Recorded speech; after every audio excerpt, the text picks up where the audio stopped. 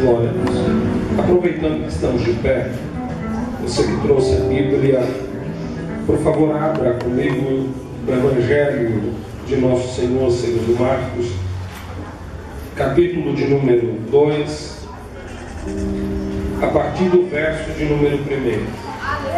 Enquanto você localiza aí o texto bíblico, eu quero ser grato a Deus que nos concede essa tão rica oportunidade de estarmos aqui reunidos para adorar a Deus. A Ele seja dada a honra, glória, o louvor e a majestade. Aleluia. Pois só Ele merece ser adorado. Estender os meus agradecimentos à pessoa do pastor Antônio. Deus abençoe, pastor. É um prazer estar lhe conhecendo pessoalmente. Pastor Alexandre de Guarulhos fala muito bem do Senhor desta igreja. Deus abençoe. Amém. Fiquei sabendo que saiu uma terra, um celeiro de profetas. Deus abençoe. Prazer estar aqui muito grande. Aos obreiros, pastor Pedro, aos demais que estão na nossa retaguarda. Deus abençoe. Prazer. Não posso deixar de agradecer o diácono Ricardo. Acredito que ele esteja trabalhando aí. Ele foi me buscar ali no Jabaquara. Alexandre me ligou, eu estava em Florianópolis, hoje de manhã. Ele disse, negão, dá para o senhor ir? Eu disse, rapaz, se o voo chegar a tempo, dá. Uma luta terrível, meu voo atrasou 4 horas. Era para sair ao meio-dia, o voo só foi sair às 4 horas da tarde. Eu liguei para o Alexandre e disse, vai, não sei se a gente chega não. Aí o Ricardo se dispôs para nos buscar ao meio do caminho. E nós estamos aqui para dar glória a Deus. A Deus seja dada a honra, a glória e o louvor. E por isso eu sou muito grato a Deus pela vida deste profeta de Deus. Quem achou o texto bíblico, diga amém, irmãos. Amém. Capítulo de número 2, a partir do verso 1, a epígrafe diz: o paralítico de Cafarnaum.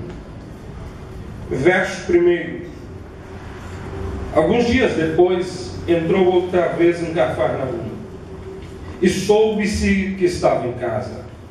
E logo se ajuntaram tantos que nem ainda nos lugares junto à porta lhes cabiam, e anunciavam-lhes a palavra. E vieram ter com ele, conduzindo um paralítico trazido por 4 homens. E não podendo aproximar-se dele por causa da multidão, descobriram o telhado onde estava. E fazendo buraco, baixaram o leito em que jazia o paralítico. E Jesus, vendo-lhes a fé, disse ao paralítico: filho, perdoados estão os teus pecados. Estavam ali assentados alguns dos escribas que arrazoavam em seu coração, dizendo: porque diz este blasfêmia? Quem pode perdoar pecados senão Deus? E Jesus, conhecendo logo em seu espírito que assim arrazoavam entre si, lhes disse: por que arrazoais estas coisas em vosso coração? Qual é mais fácil, dizer ao paralítico: estão perdoados os teus pecados, ou dizer-lhe: levanta-te, toma o teu leito e anda? Meu Deus! Ora, para que saibam que o Filho do Homem tem na terra poder para perdoar pecados, disse ao paralítico: a ti te digo, levanta-te, toma o teu leito, vai para a tua casa. E levantou-se e, tomando logo o leito, saiu da presença de todos, de sorte que todos se admiravam e glorificavam a Deus, dizendo: nunca vimos tal coisa. Você pode repetir comigo essa última afirmação? Nunca vimos tal coisa. Vou contar até 3 e a gente repete de novo. Vamos lá? 1, 2, 3. Nunca vimos tal coisa. Sempre glorificando a Deus, bendizendo a Deus, enaltecendo a Deus. Você tem liberdade de glorificar a Deus. Eu tenho o costume de fazer algumas considerações quando prego, e uma delas é que seu glória a Deus e aleluia não me atrapalha. Se você sentir vontade de glorificar a Deus, fica à vontade, fica tranquilo, não me atrapalha a pregar. Eu não sou esse tipo de pregador, nada contra, mas eu não sou o tipo de pregador que pede para segurar glória a Deus e aleluia. Por quê, pastor? Porque às vezes o pregador fica pedindo para segurar o glória e o fogo apaga. E aí quando ele quer que solta, ele diz solta agora. E se diz o quê? Já apagou. Para não correr o risco de apagar, dá uma olhadinha para esse irmão com um sorriso. Diga para ele, solta com vontade. Isso. Glória a Deus. Glória a Jesus. Queridos, quando hoje de manhã eu recebi o telefonema para estar aqui à noite, ainda lá em Florianópolis, eu estive orando a Deus. Mas à tarde, quando falei com o Ricardo, ele me passou o tema do trabalho que era produzindo ou colhendo, né, em terra infrutífera, terra seca. E eu estive em oração e eu confesso que eu preparei algumas mensagens no período do atraso dentro do aeroporto ali em Florianópolis. E eu tirei a Bíblia da mala e fui ler. E Deus me deu inspiração ali dentro. Eu disse, Deus, eu preciso de uma inspiração que venha do alto. Eu quero uma mensagem do alto. Tem um povo ali querendo uma mensagem do alto, Senhor. E Deus só me levava a esse texto. Eu dizia, Senhor, esse texto eu vou sair do tema, Jesus. Eles estão debaixo de uma veia profética. Eu quero entrar dentro desta veia profética também, Senhor. Eu quero estar debaixo dessa linha de raciocínio profética que eles estiveram orando.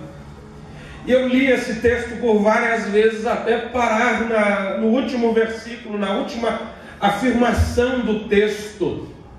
Que aqueles que viam disseram, nunca vimos tal coisa. Eu disse, peguei, Jesus, eu entendi, obrigado. Eu entendi, eu peguei, Senhor. Eu peguei. Eu quero que você segure na mão desse irmão do seu lado. Ainda não é o tema da mensagem, é só uma afirmação profética que eu quero liberar aqui para você. Segure aí na mão dele, por favor, com aquele sorriso de crente pentecostal que só você sabe dar. Até porque cultuar do lado do irmão que não esboça um sorriso é difícil demais, irmão. A gente fica com medo de dar glória a Deus do lado dele, achando que ele vai brigar. Então dá um sorriso para ele entender que do seu lado pode dar um glória a Deus. Segura firme na mão dele e diga para ele, você está preparado para viver o que ninguém viveu. Pergunta para ele, você está preparado para colher onde ninguém colheu. Pergunta para ele aí, você está preparado para receber de Deus algo novo que Ele reservou só para você? Só quem está preparado, solte glória preso na garganta.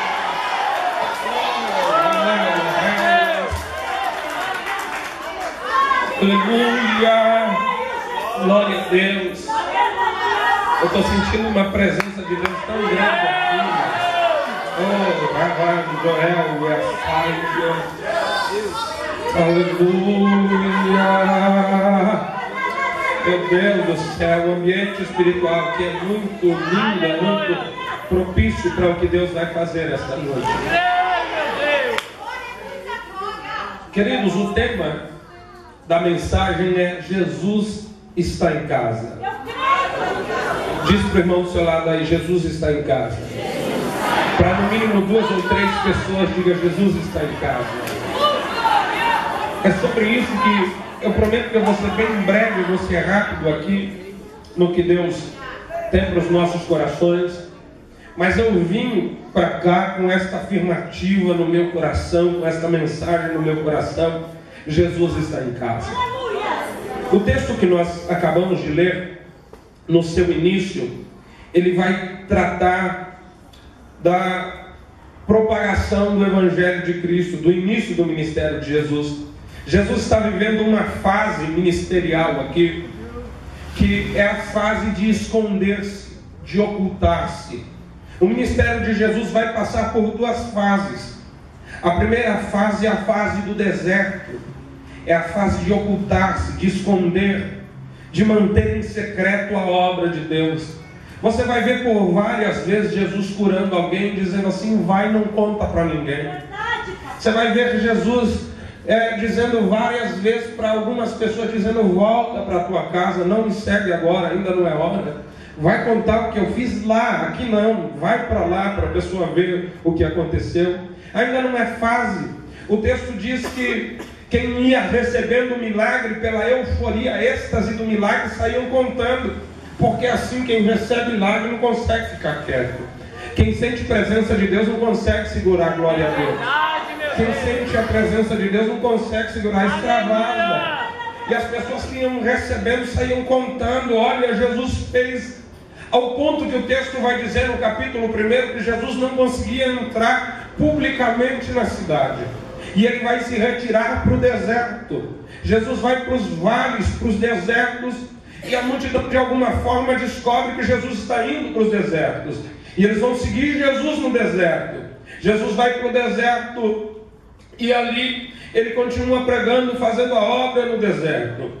Até o ponto do dia que ele decide voltar para Cafarnaum, para dentro de uma cidade que ele já estava andando e usando ela como residência. Ele volta, e o texto diz: voltando outra vez, soube-se que estava em casa. Ou retornando outra vez para Cafarnaum, souberam que estava em casa. Jesus tem a preocupação de entrar em Cafarnaum secretamente, pois ele está numa fase do seu ministério de ocultar-se. Todos nós vamos viver essas duas fases: a fase do deserto e a fase do crescimento. Todos nós vamos viver uma fase onde Deus vai nos esconder e uma fase onde Deus vai nos apresentar. Pastor, isso é bíblico? Isso é bíblico. Moisés viveu esta fase, a fase em que Deus escondeu e a fase em que Deus achou ou mostrou ele. Davi viveu essa fase, a fase que Deus escondeu e a fase que Deus mostrou ele. Jesus procurou viver essa fase, a fase de ocultar-se, a fase de ir para o deserto. E quando nós observamos ou vem na nossa mente a palavra deserto, nós logo associamos deserto a coisas ruins, a terra seca, improdutiva. A gente associa deserto a abandono, a escassez. Mas quando eu olho para a Bíblia e vejo que é Deus quem conduz o seu povo ao deserto, eu vou encontrar esses textos bíblicos aqui para provar para você que quem te leva para o deserto não é o diabo. De quem leva você ao deserto é o próprio Deus que te leva para o deserto. É o próprio Deus que conduz você para o deserto. Espera aí, pastor, o senhor está me dizendo que é Deus quem me conduz para o deserto? É isso que eu estou te dizendo, que é Deus quem te conduz para o deserto. Até porque o diabo não tem autoridade, legalidade para tocar, para conduzir, para mexer na vida de alguém que está debaixo da presença de Jesus. O diabo não tem autoridade, nem legalidade, nem sequer de fechar a porta para você. Você sabia que ele não pode fechar a porta para você? Eu pastoreava uma igreja no norte da Bahia e uma irmã chegou para mim e disse: pastor, preciso ir para o gabinete com o senhor. Sentamos no gabinete, ela disse: pastor, eu estou muito decepcionada com a fé. Eu disse: por que, filha? Ela disse: pois o diabo fechou a porta para mim, pastor. Eu, como pastor, comecei a aconselhar ela. Eu disse: a senhora está crente? Ela disse: eu estou crente. Eu disse: a senhora está orando? Ela disse: eu estou orando, pastor. A senhora lê a Bíblia periodicamente? Ela disse: eu leio a Bíblia, pastor. Eu disse: é dizimista, ofertante? A senhora atuante nos votos, nos desafios na igreja? Ela disse: sou, pastor. Eu disse: então tem uma informação para te dar. Não foi o diabo quem fechou a porta.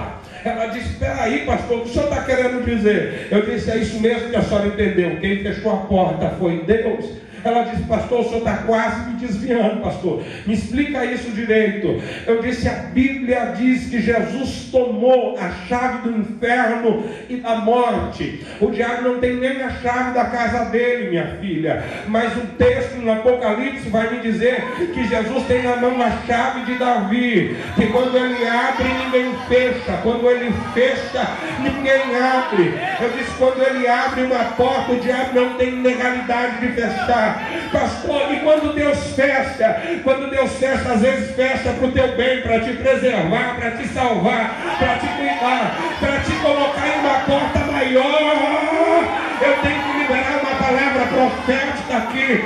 Tem crente que não está entendendo o e o porquê da porta fechada. Eu tenho uma palavra de Deus para a tua vida.